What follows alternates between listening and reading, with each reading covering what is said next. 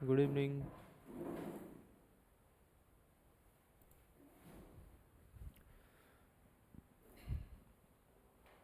Good evening. कहाँ पे अपन लोग? Page number.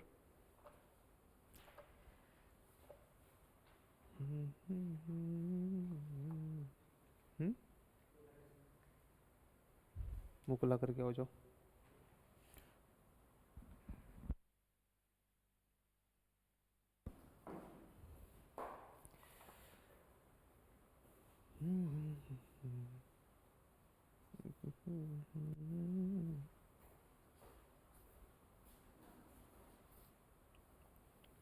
अपना फाइनल अकाउंट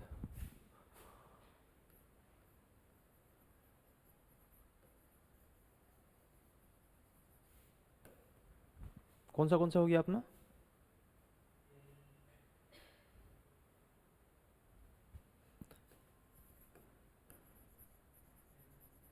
मैन्युफैक्चरिंग अकाउंट हो गया, ठीक है।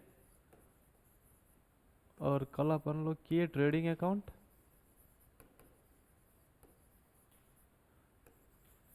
आज करेंगे प्रॉफिट एंड लॉस अकाउंट। कल ही हो गया था ये। प्रॉफिट एंड लॉस अकाउंट में मैंने क्या बोला था? बस दो चीज़ के लिए बोला था, बाकी तो सारा का सारा indirect expenses profit and loss में आ रहा था ना।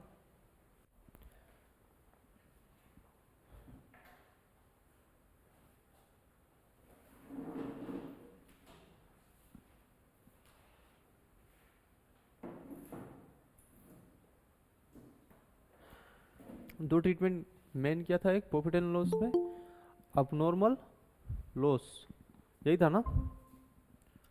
और अबनॉर्मल लॉस के बारे में क्या बोला था? कुछ बोला था क्या अबनॉर्मल लॉस के बारे में? कि पहले क्या ट्रीटमेंट होता है, किस तरीके से उसको अबनॉर्मल माना जाता है? बोला नहीं? अरे हाँ ना, कुछ तो बोलो। हाँ, क्या बोला था बताओ तो।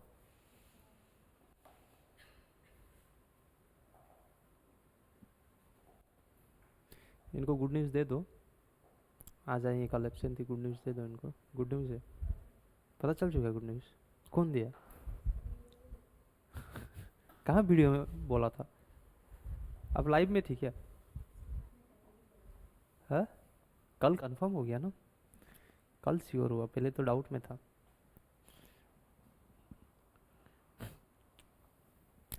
प्रॉफिट एंड लॉस खत्म।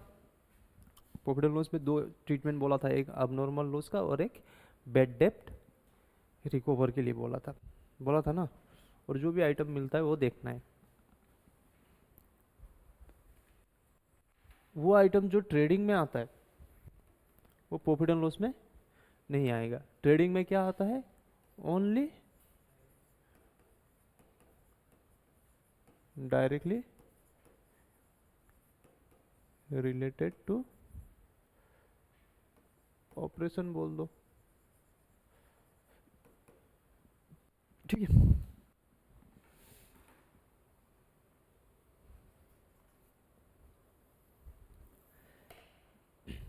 Balance sheet.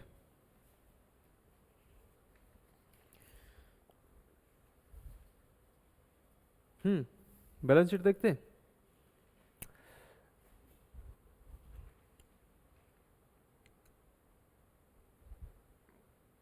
Balance sheet is the financial statement. क्या है ये? Financial statement that is prepare to show. Balance sheet क्यों बनाया जाता है? Financial position of the organisation on a specific date, ठीक है। Fourth one, balance sheet specific date क्या दिखाएगा? फाइनेंशियल।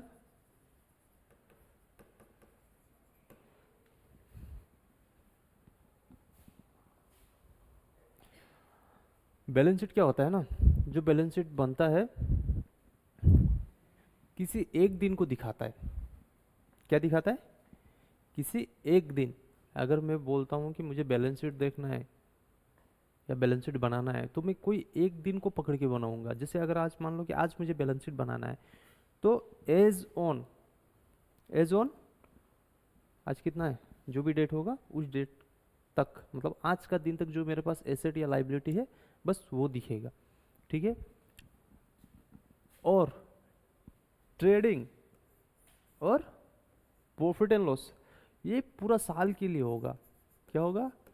ड्यूरिंग द ईयर, मतलब कि पार्टिकुलर ईयर, पूरा 12 मंथ्स के लिए बनेगा जो फाइनल वाला होगा, ठीक है। पूरा 12 मंथ्स का ट्रांजैक्शन रहेगा उसमें, ठीक है। कोई भी डेट में कभी भी हो रहा है तो उसमें आएगा ड्यूरिंग द ईयर, मतलब पूरा साल का बना रहे हैं अपन लोग। बैलेंस शीट भी पूरा साल का ही बनता है, ठीक है, एक दिन दो दिन के लिए नहीं बनता है, बनता है पूरा साल का। लेकिन बैलेंस शीट क्या होता है कि मेरा पोजीशन देखने के लिए होता है कि मेरा पोजीशन क्या है। पोजीशन कैसे देखोगे कि मेरे सर पे उधार कितना है और मेरे पास संपत्ति कितना है। बैलेंस शीट में ओनली एसेट और लाइबिलिटी ये दो ही आएगा, ठीक है।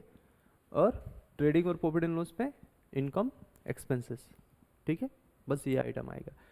तो बैलेंस शीट क्या हो गया? एज ऑन अ डेट, मतलब कोई एक डेट को लेके बनाएगा, पार्टिकुलर डेट, ठीक है। और profit and loss trading during the year, ठीक है, ड्यूरिंग द ईयर एंडेड फलना, ड्यूरिंग द ईयर एंडेड जो भी ईयर का लिए होगा ड्यूरिंग द ईयर, मतलब पूरा साल भर में मेरा कितना फ़ायदा हुआ नुकसान हुआ वो लिखना है अपने को। किस में? ट्रेडिंग और प्रॉफिट एंड लॉस में, पर बैलेंस शीट में नहीं लिखना है, एक दिन के लिए लिखना है। एग्जाम पॉइंट ऑफ व्यू से ये वाला उतना इम्पोर्टेंट नहीं है। क्यों? क्योंकि 2 साल से पढ़ रहे हो, आपको छोड़ के 2 साल से पढ़ रहे हो, तो 2 साल से पढ़ रहे हो तो मतलब चांसेस कम रहता है कि क्वेश्चन पूछ दे इस सब को लेके। लेकिन पढ़ना तो है, जानना है, भूल गया होगा याद तो करना है, फिर भी इग्नोर मत कर देना, एक बार थ्रो रीडिंग कर लेना, ठीक है। The various item should appear in the balance sheet is in a specific order which is known as marshalling. हा हा हा, बस ये मार्शलिंग वाला वर्ड को मार्क कर लो बहुत अच्छा से।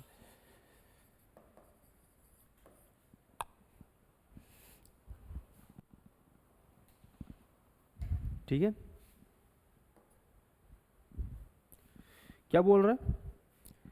जो भी आइटम बैलेंस शीट में अपीयर होना चाहिए वो एक स्पेसिफिक ऑर्डर में अपीयर होगा, और जिसको हम लोग क्या बोलेंगे?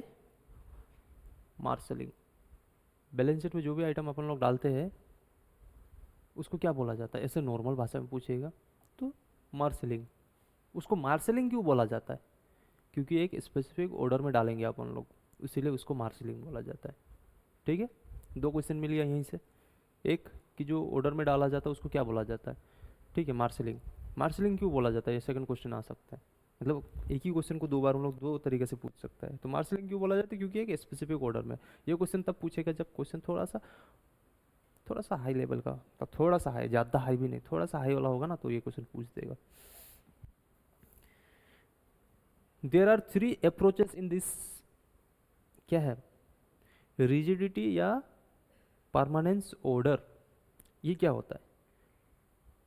Here, non-current or fixed asset come before the current asset and non-current or long-term liability come before the current liability. चलो बैलेंस शीट ही बना लेते, क्या है, ठीक है, बैलेंस शीट बनाते। पहला वाला क्या है बताओ? रिजिडिटी, या फिर दूसरा नाम क्या है? परमानेंस ऑर्डर, ठीक है।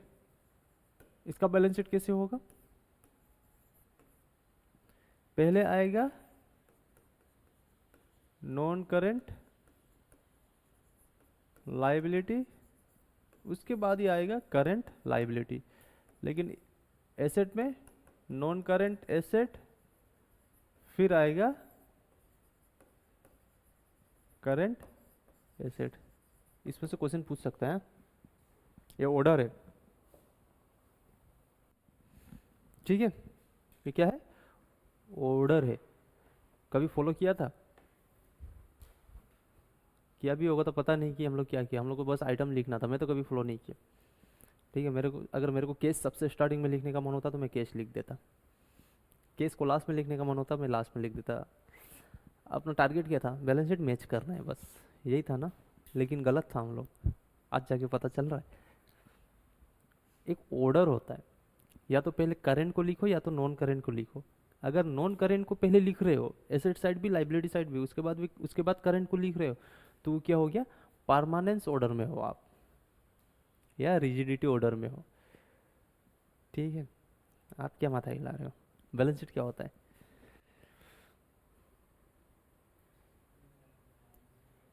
हाँ बस वही है बैलेंस शीट। फाइनेंशियल पोजीशन दिखाएगा, मेरा पोजीशन क्या है, कितना स्ट्रेंथ है कितना वीकनेस है, कहाँ उधार है कहाँ संपत्ति है, बस ये दो चीज़ें दिखाएगा, उससे ज़्यादा कुछ नहीं दिखाएगा। रिजिडिटी हो गया या फिर परमानेंस ऑर्डर हो गया ना। नेक्स्ट क्या है? Liquidity order.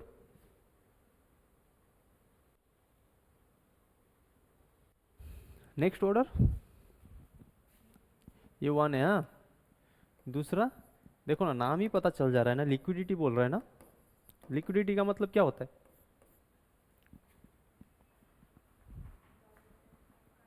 करंट, मतलब पैसा, पैसा लिक्विड एसेट मतलब जो पैसा बन जाए, वही ना। तो जब इन लोग अगर लिक्विडिटी ऑर्डर बोल रहा है, तब तो आप कंफर्म हो, पहले करंट ही आना चाहिए ना। करंट, उसके बाद ही नॉन करंट लाइबिलिटी, ठीक है। और इधर करंट एसेट, फिर नॉन करंट एसेट।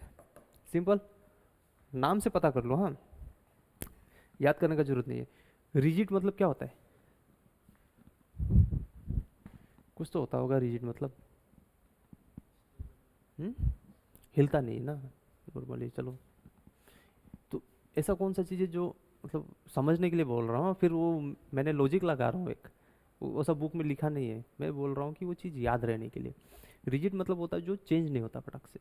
तो एसेट वगैरह क्या होता है? फिक्स एसेट है, नॉन करंट, वो हिलता नहीं है ना 1 साल तक, तो उसको आगे रख दिया। ठीक है। लिक्विड वाला ऑर्डर आ गया, तो उसमें आ गया पैसा का बात आ रहा, पैसा का बात आते ही सबसे पहले पैसा को लिखो। पैसा कहाँ पे आता है? करंट एसेट में। ठीक है, करंट एसेट। और सबसे पहले पेमेंट किसको करना होता है? क्रेडिटर को। तो क्या हो गया? करंट लाइबिलिटी, आगे लिख दो, ऑर्डर बन गया।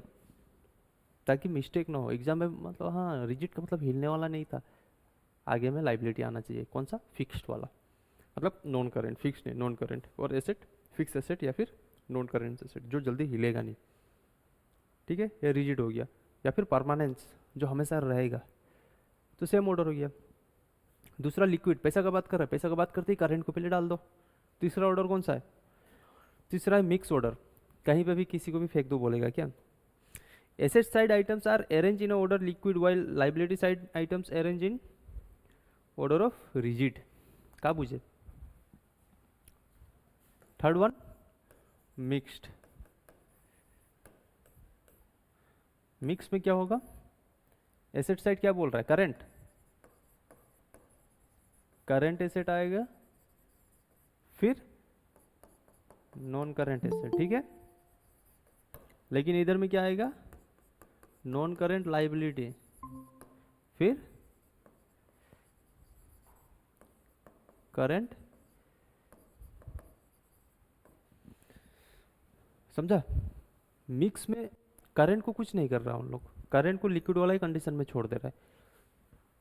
मिक्स में लिख देना, एसेट लिक्विड वाला होगा और लाइबिलिटी रिजिड वाला होगा।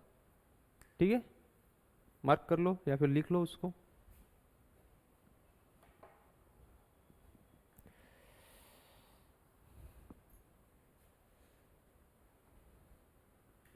आगे बढ़े।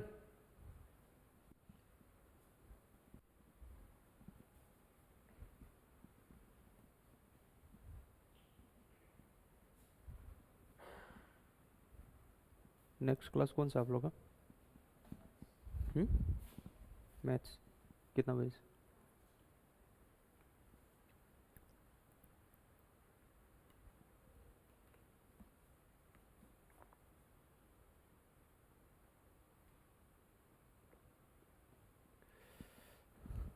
आगे बढ़ सकते हैं या कुछ पूछना है बैलेंस शीट से रिलेटेड या प्रॉफिट एंड लॉस से रिलेटेड किसी को भी?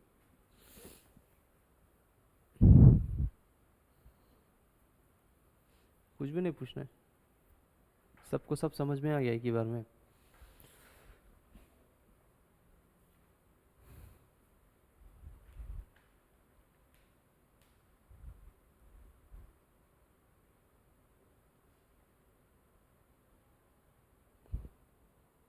लाइबिलिटी, ठीक है। कुछ कंपोनेंट्स, मतलब क्या क्या रहता है कंपोनेंट्स, ये जो अपन लोग लिखे हैं ना वही उसी की बात कर रहा है। बस इसके अंदर में क्या क्या रहेगा उसका बात कर रहा है। आपके अलावा किसी को डाउट नहीं आना चाहिए, इनको छोड़ के बाकी किसी को भी डाउट नहीं आना चाहिए। हाँ, अब नेक्स्ट जो भी पढ़ रहे हैं, कैपिटल क्या होता है? Capital, this indicates the cumulative claim of the owner of the business. पहले हम लोग कैपिटल को क्या पढ़ रहे थे? इन्वेस्ट बाय ओनर ना।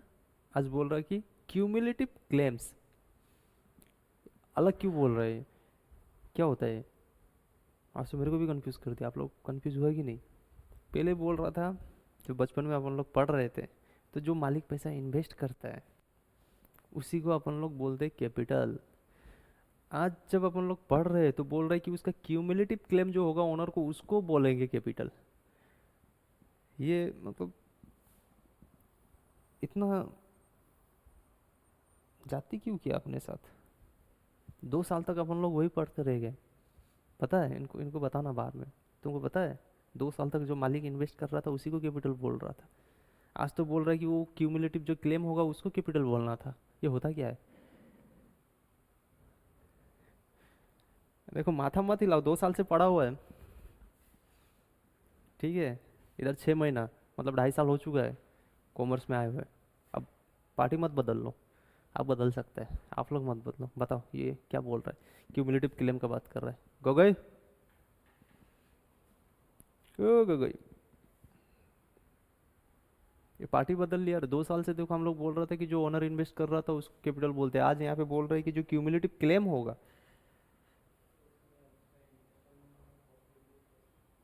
हाँ देखो, शर्म करो थोड़ा सा। जो कैपिटल होता है ना, पहला बार तो इन्वेस्ट होता है ना, पहला बार पैसा डालता है, लेकिन हर साल इस पे प्रॉफिट ऐड होते जाता है क्या?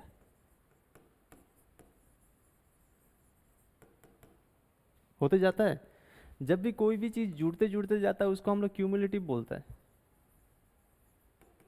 जैसे प्रोविजन फॉर डेप्रिसिएशन था ना, उसको हम लोग क्यूमुलेटिव डेप्रिसिएशन भी तो बोलते थे।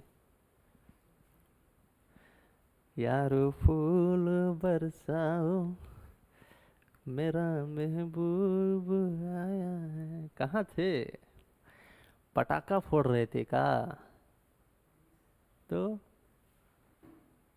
पटाखा आपको फोड़ दिया।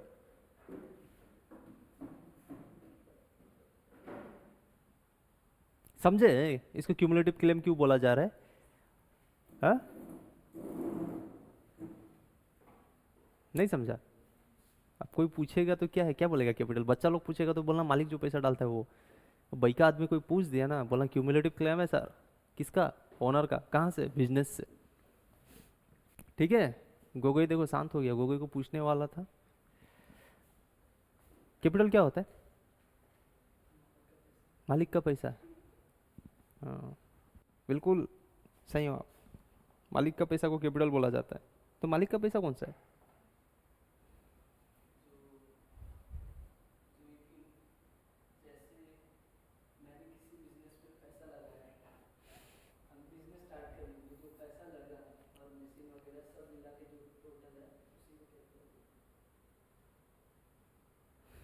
कौन सा गोला से आए हो? एसेट कभी कैपिटल होता है क्या? है?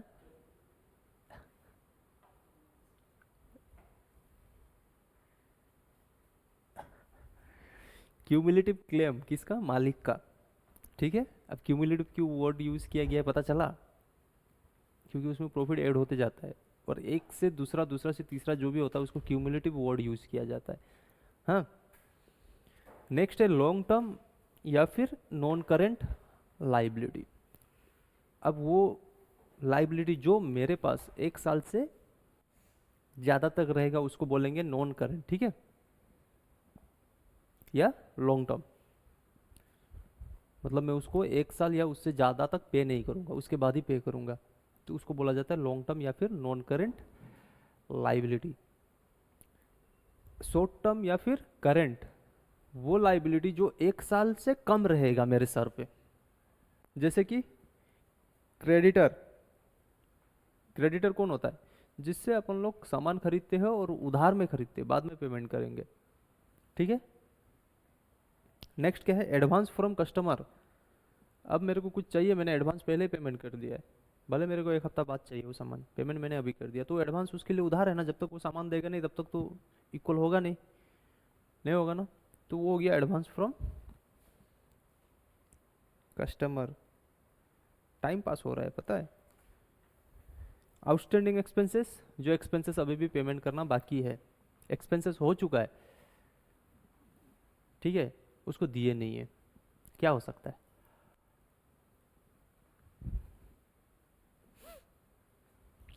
यहाँ पे कहाँ पे रह रहा हूँ? घर पे, अपना ही घर। रेंट, हाँ, रेंट पे है ना। रेंट पे रह रहे हो, रेंट देना पड़ता है मंथ का एंड में 4 तारीख, मतलब नेक्स्ट मंथ का 4, 4, 5 को ऐसा में कुछ पेमेंट लेता होगा, और आपने पेमेंट ही नहीं किया, लेकिन रेंट देने का टाइम पार हो गया, तो एक्सपेंसेस है ना, टाइम पार हो गया, आउटस्टैंडिंग हो गया। आउटस्टैंडिंग होने के बाद वो कहाँ जाएगा? पर्सनल अकाउंट में। कहाँ पे? रिप्रेजेंटेटिव में, वो अलग बात है। उसी को बोला जाता है आउटस्टैंडिंग रेंट या फिर एक्सपेंसेस। एक्सपेंसेस वर्ड यूज इसलिए कर रहा है क्योंकि वो कोई भी हो सकता है, रेंट हो सकता है, सैलरी हो सकता है, कुछ भी चीज़ हो सकता है, लेकिन खर्चा ही है ना मेरे लिए, तो एक ही बार एक्सपेंसेस वर्ड यूज करके सबको निपटा दिया वो, ठीक है। नेक्स्ट है बिल्स पेबल। बिल्स पेबल क्या होता है? जैसे उधार में सामान खरीदा ना, एक कागज पत्र होता है, लिखा लिखी करेगा कि हाँ मैं इतना दिन में आपको इतना रुपया पेमेंट करूंगा, साइन मारेगा दोनों धाराधर, विथ इंटरेस्ट जो भी होगा, दोनों का कंडीशन लिखा लिखी करके साइन देगा, एक कागज का टुकड़ा, जो अभी मिलता नहीं है नॉर्मली। बिल्स पेबल बहुत कम देखने को नहीं मिलेगा आप लोग को। आजकल तो क्या बनाता है वो नोटरी, वो कुछ में छाप देता है ना, कोर्ट का, लिखा लिखी करेगा मैं इतना रुपया दे रहा हूँ, इतना दिन बाद दूंगा, तो वो भी एक तरीके से बिल्स पेबल ही मान लो उसको, कि देना तो है ना पैसा, ठीक है। लेकिन पहले अलग होता था, पहले कुछ कागज होता है उसमें लिखा जाता था कि इसको मैं इतना रुपया दूंगा फलना दिन। हाँ, आप लोग को ये कहाँ दिखने मिलेगा? जब आप लोग लो पढ़ोगे ना इंटर में, तो मुझे लगता है कि वहाँ पे आप लोग को उसका एक दिखना चाहिए फॉर्मेट। फॉर्मेट मतलब क्या, किस तरीके का होता है, यहाँ पे नहीं है। तो यहाँ पे बस इतना समझो कि एक कागज में लिख दिया है सनम बेवफा बोल के, नहीं, हाँ उसमें ड्राइंग है क्या? थोड़ा लिखा है, बस वो ये लिखा रहे थे, है टाइप्स तो अलग हो गया, ठीक है। तो बस एक सोच लो ना, कागज का टुकड़ा है, उसमें मैंने लिख दिया कि मेरे को इससे इतना रुपया लेना है, या मैं आपको इतना रुपया दूंगा, और आपका भी साइन रहेगा, मेरा भी साइन रहेगा, तो मैं आपके ऊपर केस दे सकता हूँ उस कागज को दिखा के, बस इतना ही, ठीक है। नेक्स्ट क्या? Bank overdraft. बैंक ओवरड्राफ्ट क्या होता है?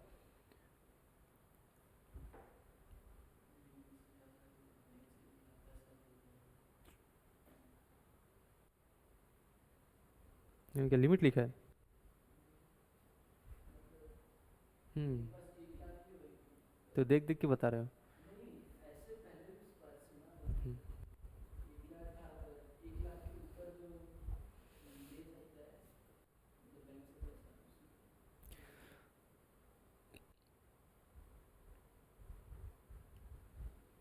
समझ में आया क्या? आ गया? क्या आया? नहीं आया? नहीं आया बोल रहा है, ठीक है, मैं कोशिश करता हूँ, मैं कोशिश करता हूँ, बिल्कुल भाई भाई मैं कोशिश करेगा। आप लोग का बैंक में अकाउंट है, ठीक है, क्या अकाउंट है? सेविंग, सेविंग्स है ना। आप लोग ने कितना डिपॉजिट किया? कुछ तो डिपॉजिट किया होगा। मान लो कि आप लोग का अकाउंट में 5,000 है, और आपको चाहिए 6,000, जाके बैंक वाला से मांगना, 6,000 देगा क्या वो? तो फिर ओवरड्राफ्ट कहाँ से हुआ?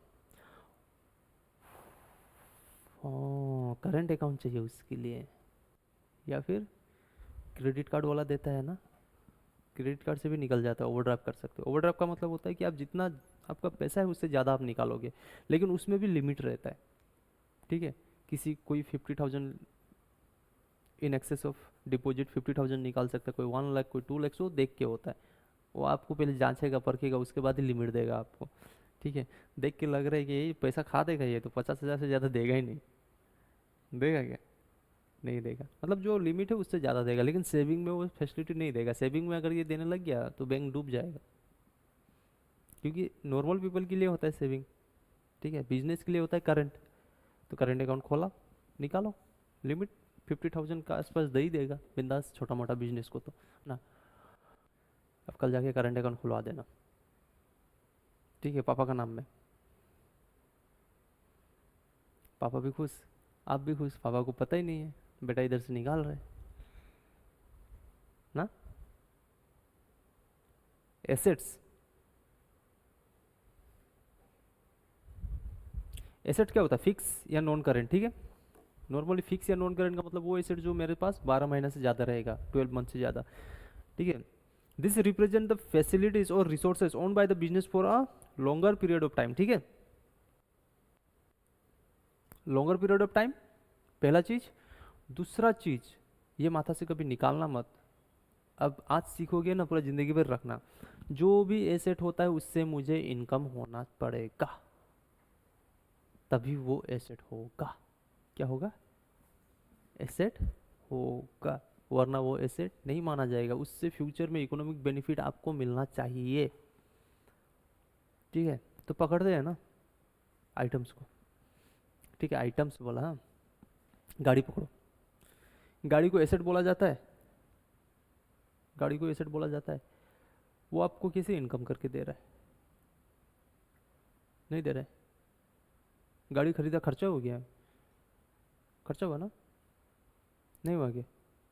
फ्यूचर इकोनॉमिक बेनिफिट मिला क्या कुछ? क्या मिला? पहले ये तो कंफर्म करो कि गाड़ी आपको फ्यूचर इकोनॉमिक बेनिफिट दे रहा है या नहीं दे रहा। आप बोलो दे रहा, आप।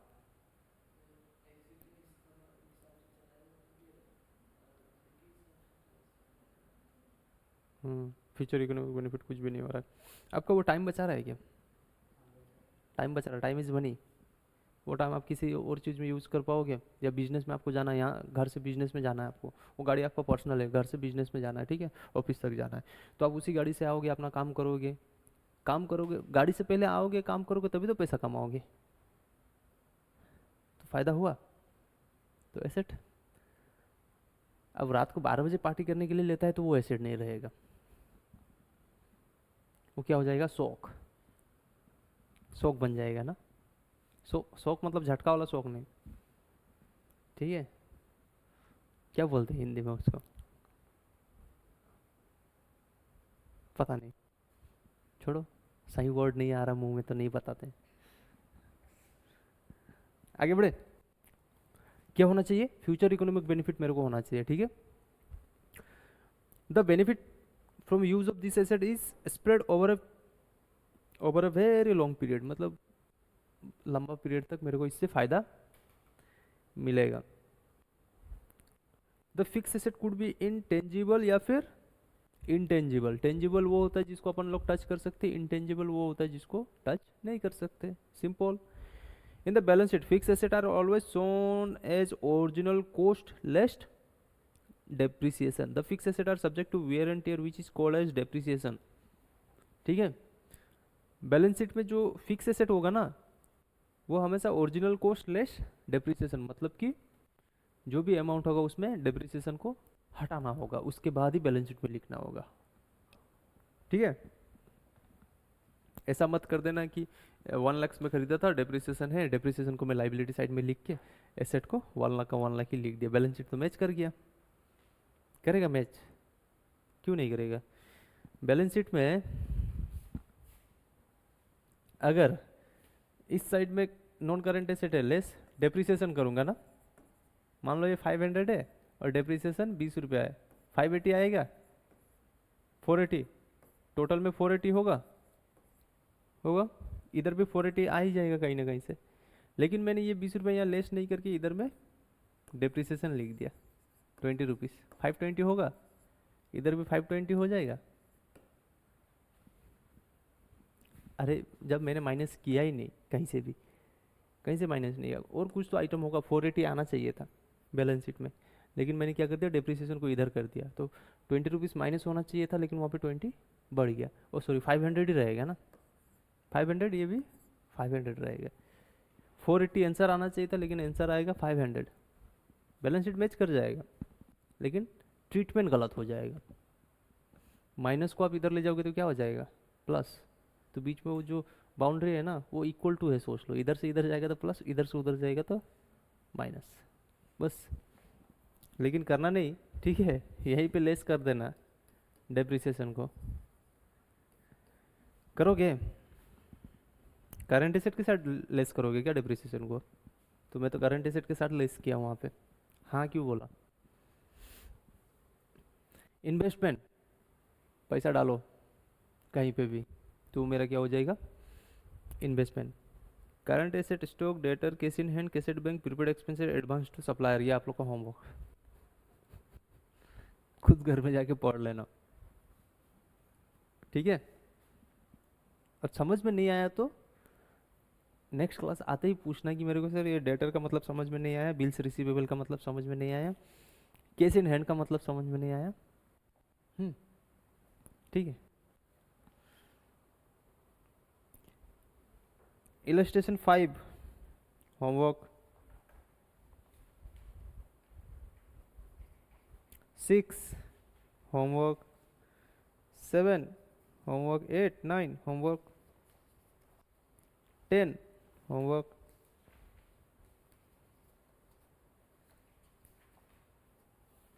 बस इतना ही। हाँ चलो 2 मिनट का मौन व्रत रखते हैं, फिर नया टॉपिक इम्पोर्टेंट वन शुरू करते हैं, ठीक है। देख लो 2 मिनट तक बुक में कहीं कुछ देखना है तो, फिर एनपीओ शुरू करते हैं। हम्म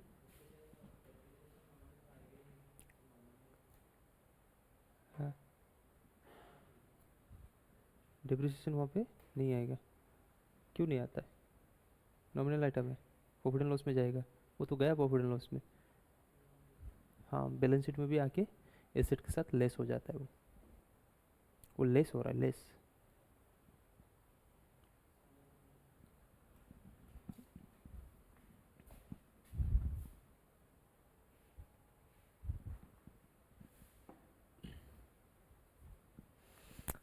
ट्रायल बैलेंस बना ही नहीं है, हाँ सोच लो, ट्रायल बैलेंस बन भी गया तो सेम ट्रीटमेंट होगा, नहीं भी बना तो सेम ट्रीटमेंट होगा, ठीक है। ध्यान से देखना, जब डिप्रिसिएशन हो जाएगा ना, डिप्रिसिएशन आएगा तो ये क्या होगा, एसेट का जो वैल्यू है ना उसमें कुछ परसेंटेज रहेगा कि इतना परसेंट कम गया, ठीक है। अगर एसेट का वैल्यू 1 लाख से, तो उसका डिप्रिसिएशन कितना होगा पर ईयर, हाँ 20,000, 20,000, ठीक है। 20,000 हो गया डिप्रिसिएशन, ये आपके लिए नुकसान है, ठीक है। डिप्रिसिएशन का एंट्री बताओ, पहला एंट्री,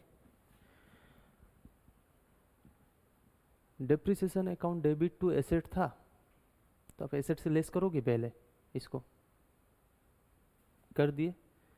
दूसरा एंट्री क्या था, profit and loss account debit to depreciation था, क्यों किए, क्योंकि वो एक्सपेंसिव था उसीलिए नॉमिनल में डाले। डिप्रिसिएशन किसका हिस्सा था, एसेट का हिस्सा था, एसेट का ना, उसको हम लोग एक्सपेंसेस बनाए, कहाँ से, पहले यहाँ से हटाए फिर जाके एक्सपेंसेस बनाए। जब आप डिप्रिसिएशन वाला चैप्टर करोगे, जो एक क्यूमुलेटिव डिप्रिसिएशन वाला, वहाँ पे मैंने डिस्पोजल अकाउंट बोला था ना, तो देखा था वहाँ पे डिस्पोजल अकाउंट में जाके डिप्रिसिएशन बैठ जा रहा था, बैठ रहा था, बस वही है, समझे। जब लेजर बनता है ना तभी वो लेस हो जाता है वहाँ पे अपना अपना जगह पे जाके।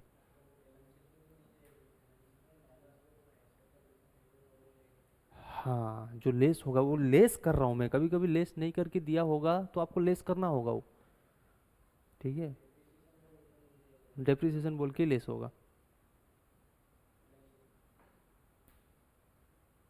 ठीक है। ये केस कब मिलेगा, जब आपका ना, जो मैं बोल रहा हूँ कि डेप्रिसिएशन बैलेंस शीट में जाके लेस होगा, ये एक्चुअल में मिलता है most of the time additional note में। तो एडिशनल नोट में क्या होता है कि वो ट्रायल बैलेंस बन चुका है, ट्रायल बैलेंस बन चुका है, उसके बाद हम लोग छूट जाता है ना, तो उसको हम लोग एडिशनल नोट बोलते हैं। तो हम लोग का यहाँ में ना नोट लिखा रहता है, नोट 1 2 3। जैसे आपको इसी में क्वेश्चन देख लो, कहीं ना कहीं आपको मिलेगा कि डेप्रिसिएशन चार्ज किया जा रहा है। देखो पेज नंबर 248, वहाँ पे देखो 2 number point, depreciate furniture at the rate 10% per annum. ठीक है, दूसरा बात क्या कर रहा है, मशीनरी को 20% पर एनम में डेप्रिसिएट करना है। कौन सा, रिटर्न डाउन वैल्यू या रिड्यूसिंग वैल्यू मेथड में। तो हमेशा ये जो नोट मिल रहा है ना, एडजस्टमेंट दिख रहा है ना, इसका हमेशा 2 ट्रीटमेंट होता है, एक प्रॉफिट एंड लॉस में और एक बैलेंस शीट में, हमेशा। लेकिन जो आपको ऑलरेडी यहाँ ट्रायल में मिल रहा है ना, ट्रायल में अगर मिल रहा है तो एक ट्रीटमेंट, अगर ट्रायल में आपको डेप्रिसिएशन मिल गया तो उसका एक ट्रीटमेंट होगा, और एडिशनल नोट में मिल गया तो एडिशनल नोट में डेप्रिसिएशन क्या, कोई भी आइटम आपको मिल गया ना, उसका 2 ट्रीटमेंट होगा, हमेशा 2, सिंगल ट्रीटमेंट नहीं होगा। मतलब समझे, यह ट्रायल बैलेंस है ना, इसमें जो भी आइटम अपियर कर रहा है ना, मतलब कि इसका ऑलरेडी ट्रीटमेंट हो चुका है, बस आपको इसका प्लेस में ले जाकर रख देना है, लेकिन इसका ट्रीटमेंट नहीं हुआ अभी तक। ये रहा ना क्वेश्चन, मैंने ये एडजस्टमेंट बोल के नोट दिया रहता है 1 2 3 4। अब इसका हर बार 2 ट्रीटमेंट होगा, इसका 2 ट्रीटमेंट ही होगा। ठीक है, चलो 2 मिनट का क्या पूछना है कुछ, हाँ बोलो।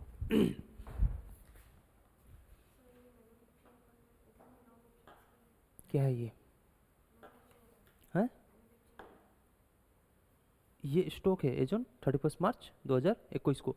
रॉ मटेरियल में इतना बचा हुआ है, वर्क इन प्रोग्रेस में इतना बचा हुआ है। कौन लेस हुआ है,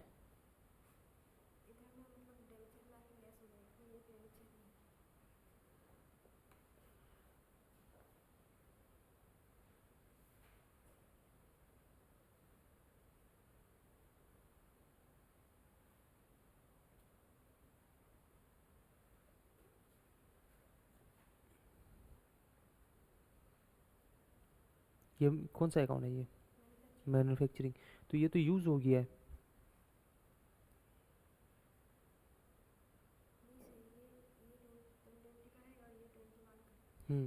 ये क्लोजिंग है, क्लोजिंग है। ठीक है, हम लोग ने कितना खरीदा, इतना खरीदा 2,50,000 का। फिर रॉ मटेरियल कितना का खरीदा, मतलब ऑलरेडी कितना था मेरे पास, ऑलरेडी मेरे पास था 12,000 का। ठीक है, फिर मैंने खरीदा 2.5 लाख का, टोटल मैंने कितना खरीदा 2,62,000। लेकिन एट द एंड मेरे पास बचा कितना, जब मैं ये माइनस करूँगा तभी तो मैंने कितना यूज़ किया वो आएगा। तो ये है रॉ मटेरियल कंज्यूम्ड, मेरे हाथ में इतना बचा हुआ है, तो बचा हुआ है तो मैं इसको कंज्यूम किया नहीं बोलूँगा ना, तो ये कंज्यूम निकाला है, कंज्यूम्ड कितना खा लिया, कितना खाया 2,62,000 माइनस 14,000, 2,48,000 का खा लिया उन लोग, यूज़ किया है वो। ठीक है, अभी भी डाउट है क्या, ये क्लोजिंग स्टॉक है, ये आपका क्लोजिंग स्टॉक। क्लोजिंग स्टॉक मतलब बच गया, तो आपने तो इसको यूज़ ही नहीं किया, जब यूज़ नहीं किया है तो कंज्यूम में कैसे आएगा। और ये निकालने के लिए भी एग्जाम में आ सकता है। ठीक है, सिर्फ रॉ मटेरियल कंज्यूम निकालने के लिए भी आ सकता है। ठीक है, हाँ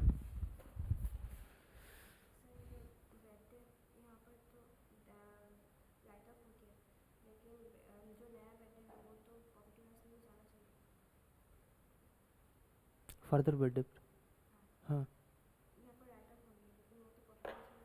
ये कौन सा बेड डेप है, ये पुराना बेड डेप है, bad debt after trial balance. ठीक है, बेड डेप डेटर से हट गया, हट गया। अब आपने ऑलरेडी प्रोविज़न बनाया था, तो अगर ऑलरेडी आप सोच के रखे थे कि कुछ नुकसान हो सकता है, तब तो उसमें से हटाना पड़ेगा ना पहले। तो आप डायरेक्ट इसको प्रॉफिट एंड लॉस में कैसे हटा दोगे, ऑलरेडी तो आप नुकसान मान चुके हो 500 रुपया, कहीं तो प्रोविज़न बना के रखे होंगे, पुराना प्रोविज़न बना के रखा था, पुराना प्रोविज़न। अब वो जो आप सोची थी वो हो गया, लेकिन अमाउंट कितना का हुआ, बस 500 का। लेकिन आपने कुछ सोच के रखा था, चलो यहाँ पे मान लो 1,000 भी हो सकता था, आपने सोचा था 1,000, लेकिन लॉस कितना हो गया दोबारा मेरा। हाँ, तो आपने सोचा कितना था 1,000, अभी भी 500 बचा हुआ है ना आपके हाथ में, क्यों बचा हुआ? क्योंकि आपने इसको हटा दिया कि चलो ये मैं जो सोचा था वो सच हो गया, अब इसको हटा दो। लाइबिलिटी को डेबिट में कर दिया और एक्सपेंसेस को क्रेडिट में, दोनों हट गया। प्रॉफिट एंड लॉस में ट्रीटमेंट, हाँ हो। हाँ तो प्रॉफिट एंड लॉस में हम लोग ट्रीटमेंट किए थे। सबसे लास्ट में हम लोग ओल्ड प्रोविजन लेस किए थे क्या? यही हो रहा था, ये सबसे लास्ट में ओल्ड प्रोविजन लेस हो रहा था, सबको एक साथ जोड़ के ओल्ड प्रोविजन को हटा दिए थे, माइनस कर दिए थे। हाँ सबसे पहले स्टार्टिंग में नया बेड डेप हुआ, ठीक है, प्रॉफिट एंड लॉस में जो ट्रीटमेंट किए थे, उसके बाद फिर फर्दर बेड डेप ऐड कर दिए, फिर न्यू प्रोविजन को ऐड कर दिए। लेकिन हम लोग कितना सोचे थे एट द एंड, वो वाला को लास्ट में माइनस कर दिए। तो अगर जितना सोचे थे उससे ज़्यादा नुकसान हो गया तो प्रॉफिट एंड लॉस में बैठ गया था, लेकिन जितना सोचे थे उससे कम हो गया था तो क्रेडिट साइड में चला गया था। अरे बाबा, यहाँ पे राइट ऑफ हो रहा है ना, ठीक है। ये बेड डेप हुआ, पहला बेड डेप जो पहले हो चुका है ट्रायल में। नेक्स्ट फर्दर बेड डेप हुआ, ठीक है, न्यू प्रोविजन हुआ, लेस ओल्ड प्रोविजन। ये जब लेस हो गया तो ये भी तो हट गया होगा, इससे माइनस होके, ये सारा का सारा प्लस होके इससे माइनस हो गया ना। तो यानी कि जो भी नया पुराना बेड डेप था या फर्दर बेड डेप था या न्यू प्रोविजन था, उसको हम लोग राइट ऑफ ही तो किए, देखने जाओगे तो। तभी तो, अगर ये अमाउंट कम पड़ जाता था हम लोग डेबिट साइड में लिख रहे थे, लेकिन ये अमाउंट ज़्यादा हो जाता तो क्रेडिट साइड में। तो ये राइट ऑफ ही तो है, देखो ना एक बार, माइनस ही तो कर रहा है, यहाँ पे भी तो माइनस ही कर रहा है। यही ट्रीटमेंट है। हाँ हाँ बोल दिया, या समझ में आया? हाँ तब ठीक है। हाँ हाँ मत बोलते रहना। और पूछना कुछ? दीपावली आज खत्म हुआ तो कहाँ से पूछोगे ना।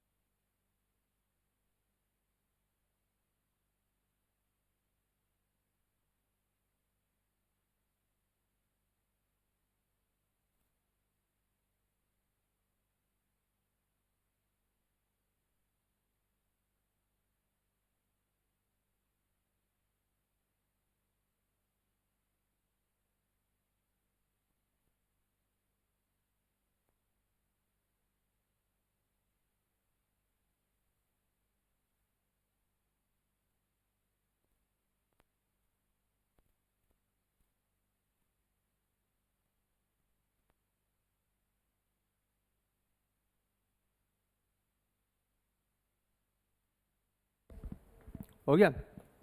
नए चैप्टर के लिए रेडी हो? नया टॉपिक के लिए?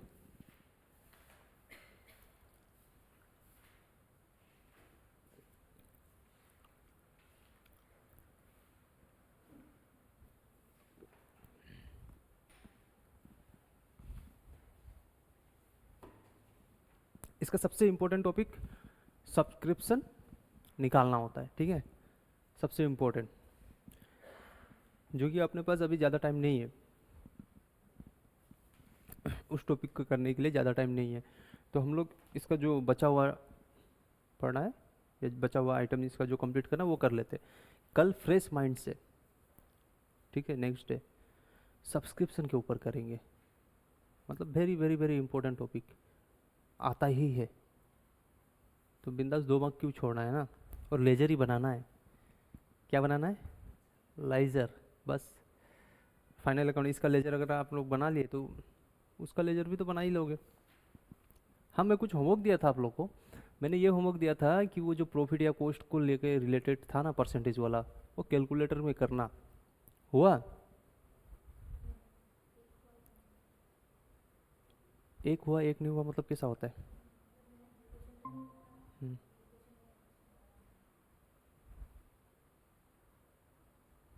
क्यों नहीं हुआ? इम्पोर्टेंट है वो। कॉन्सेप्ट कौन सा लगा है, फॉर्मूला लगा के बैठे थे क्या? या मतलब सेल में अगर 20% है तो माइनस कर दो, क्योंकि कॉस्ट 80 रुपया होना चाहिए, डिवाइड कर दोगे तो कॉस्ट में आ ही गया ना, बस इतना ही तो था। अब कॉस्ट में हो तो 20 बढ़ा दो, 120 कर दो, प्रॉफिट को डिवाइड कर दो, बस वही तो था, कैलकुलेटर में ही तो करना था। ठीक है, देखो अगर सेल में 16.67 है ना, तो कॉस्ट में, सॉरी सेल में, हाँ कॉस्ट में 20% आ जाएगा।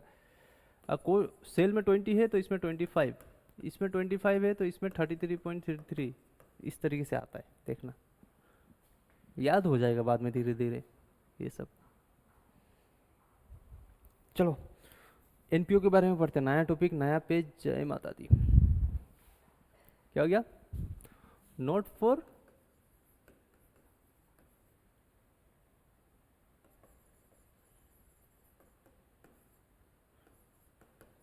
Profit oriented, NPO. क्या होगा? क्या हुआ?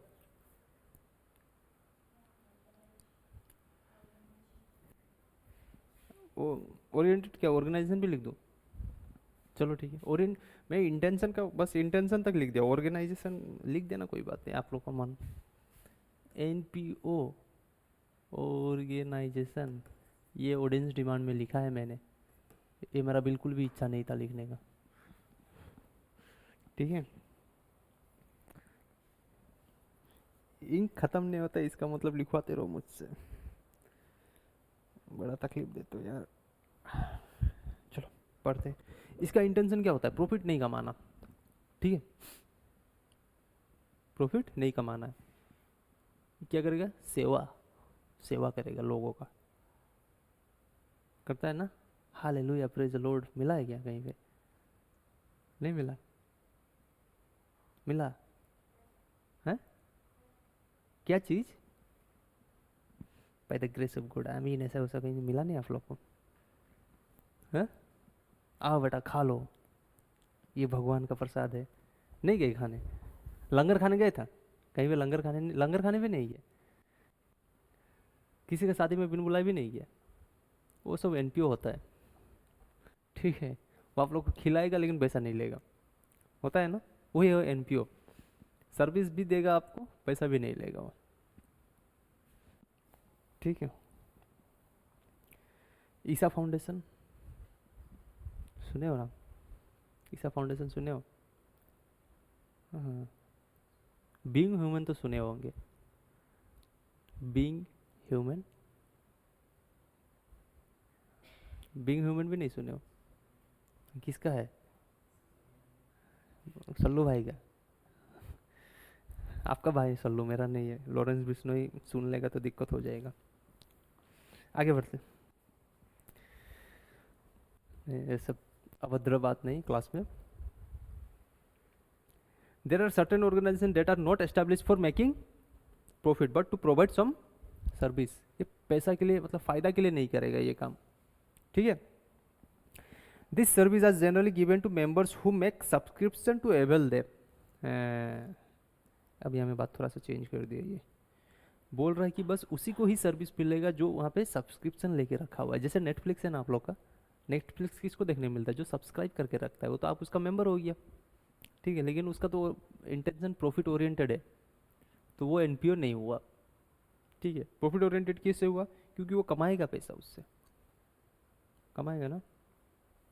कोई क्लब वगैरह इधर है जहाँ पे आप, लाइब्रेरी में होता है, लाइब्रेरी देखे हो क्या? है, लाइब्रेरी है यहाँ पे, वहाँ पे अगर मेंबरशिप ले ले तो साल का मेंबरशिप होता है ना, फिर आप कभी भी जाओ, पढ़ने मिलेगा ड्यूरिंग द एक पार्टिकुलर टाइम के बीच में। लेकिन वो लोग का फ़ायदा होगा क्या उससे? वो लोग मेंटेनेंस के लिए लेता है आपसे पैसा, या बुक्स खरीदने के लिए लेता है, प्रॉफिट के लिए नहीं लेता है। तो वो कोई एनपीओ हो सकता है अगर कोई ऑर्गेनाइजेशन उसको रन कर रहा है तो। अगर गवर्नमेंट दे रहा है तो गवर्नमेंट सर्विस, गवर्नमेंट फैसिलिटी हो गया वो, लेकिन मेंटेनेंस के लिए ईयरली एक अमाउंट लेता है। जैसे कि जिम खाना या फिर स्पोर्ट क्लब, हाँ, अगर प्रॉफिट ओरिएंटेड हुआ तो वो एनपीओ नहीं हुआ, ठीक है। Sports club, educational institutions, NPO है। लगवा दो अपना स्कूल, नहीं है यहाँ पे, लगवा दो किसी का नाम ना, सारा एनपीओ बाहर निकल जाएगा। पब्लिक हॉस्पिटल, हाँ पब्लिक हॉस्पिटल, कौन सा, सिविल, कौन सा सिविल, यहाँ पे है क्या सिविल? क्या था, Assam medical college, MC, libraries, ठीक है। कल्चरल क्लब लाइक रोटरी और लायंस क्लब, रिलीजियस इंस्टीट्यूशंस, मंदिर वगैरह का बात कर रहा है, हरे राम हरे कृष्णा, चैरिटेबल ट्रस्ट, ठीक है। चलो फीचर पढ़ लेते हैं, नहीं नहीं फीचर से पहले एक चीज पढ़ लेते हैं। This organisation get their fund in form of contribution by way of, देखो क्या क्या, entrance fees, life membership fees, नाम सुन रहे हो, annual subscription, donation, grant, legacies, यहाँ से इनको पैसा मिलता है, वो पैसा आपके ऊपर खर्चा किया जाएगा और बोलेगा हम लोग सर्विस दे रहे हैं। The institution are form not for carrying on a business and making a profit for, but for some charitable या फिर रिलीजियस या फिर सिमिलर पर्पस, ठीक है। चैरिटी करेगा या तो धर्म बांटेगा या उसी तरीके का कुछ काम होगा, बोल रहा है, मतलब ये जो लिखा है वही मैं बात बता रहा हूँ, मैं अपना तरफ से नहीं बोल रहा हूँ। क्या करेगा, चैरिटी करेगा या तो धर्म बांटेगा कि आ जाओ मेरे धर्म पे, आटा चावल free, per month month and में 5000 आपका अकाउंट में क्रेडिट हो जाएगा। हालेलुया, यही करता है। विवाद हो जाएगा, बाहर में जाके बोल मत देना, मैं बस मतलब मजाक कर रहा था बोलना, ठीक है, सब्जेक्ट को इंटरेस्ट करने के लिए सपोर्ट कर देना। कोई मेरा अगेंस्ट कर दिया तो ये सब सुन के आप तो पहले ही भागोगे, हमको पता है।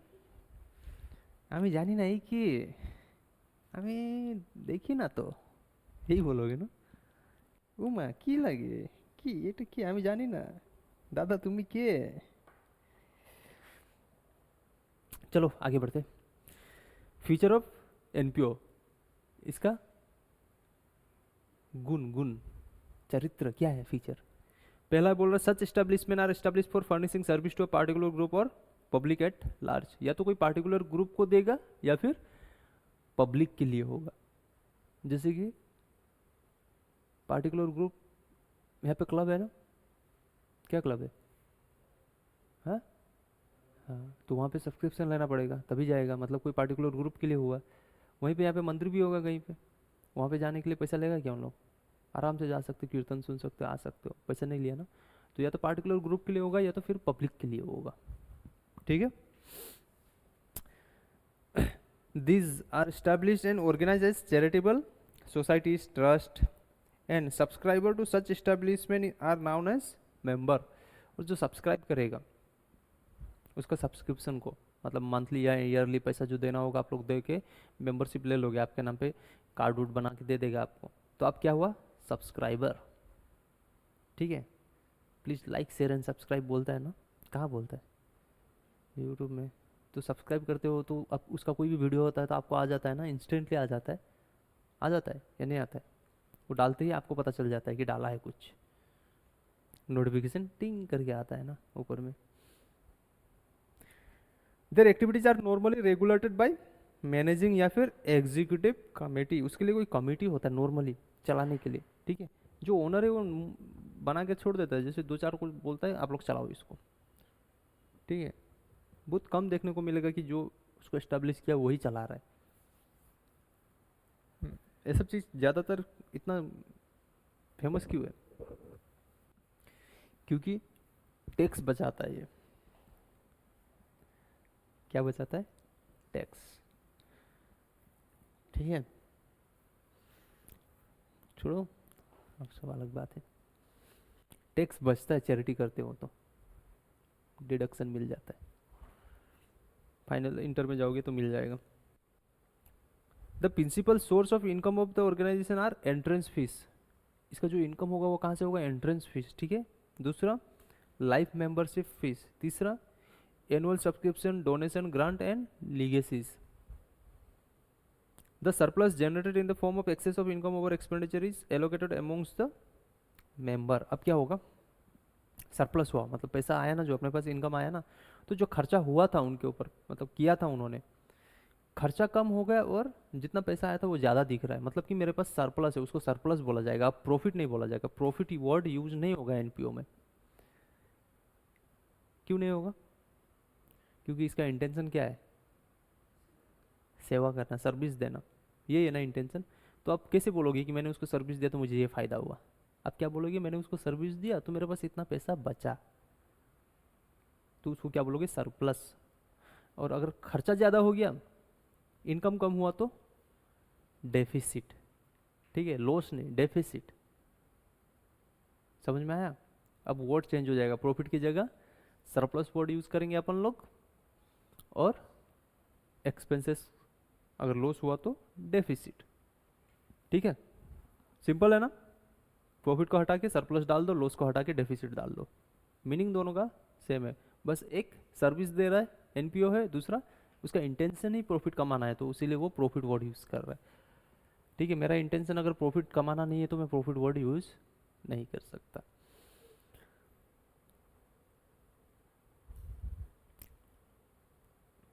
अकाउंटिंग इन अ प्रॉफिट, क्या नॉट फॉर प्रॉफिट ऑर्गेनाइजेशन, क्या बोल रहा है? The account of such organisation is based on similar principle followed by the other organisation. मतलब समझे, जैसा दूसरा के लिए रूल था ना, अपन लोग जितना देर पढ़े थे, प्रिंसिपल्स, कॉन्वेंशन, कॉन्सेप्ट, फ्रेमवर्क, इसके लिए भी वही लागू होगा। ठीक है, लेकिन बस प्रॉफिट की जगह ये सरप्लस होगा।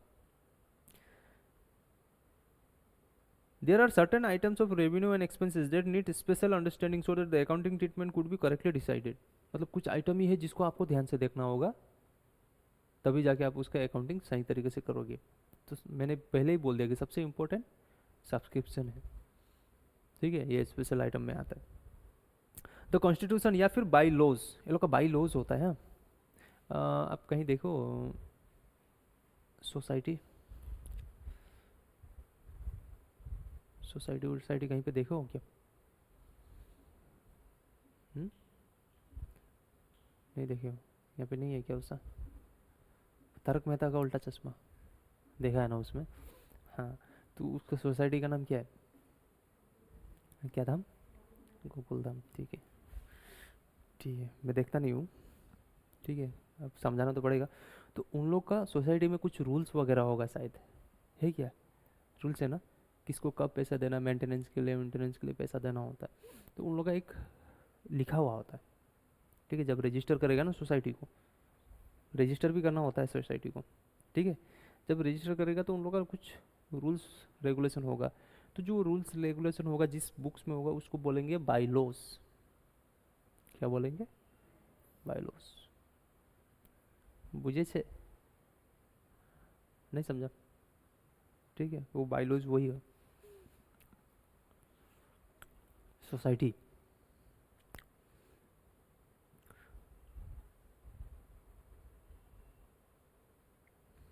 क्या क्या बनाना है? सबसे पहले recipient payment account, next income and expenditure account. ठीक है, last one balance sheet. Balance sheet के बारे में तो उतना डिस्कस नहीं करना है, रिसिपेंट पेमेंट होगा। ठीक है, रिसिप्शन पेमेंट, दूसरा इनकम एंड एक्सपेंडिचर, तीसरा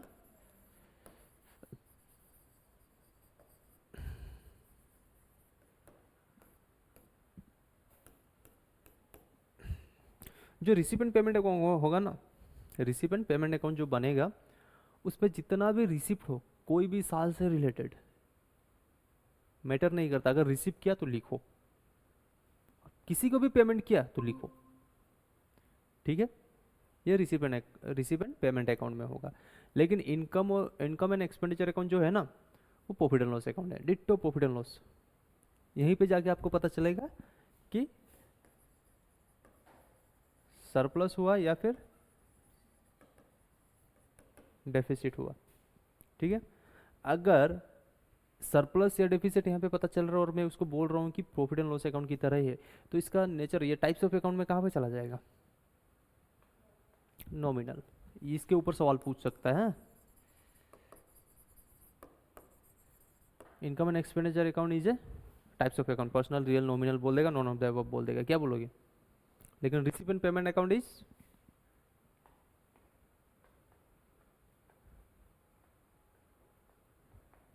है, सारा रिसीव सारा पेमेंट आएगा, रिसीव डेबिट साइड में होगा, पेमेंट क्रेडिट साइड में होगा। बताओ।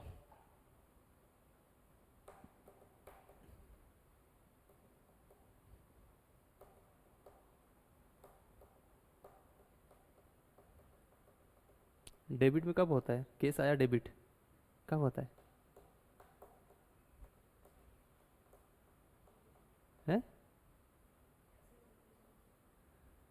इंक्रीज इन एसेट, डेबिट, तो कौन सा अकाउंट?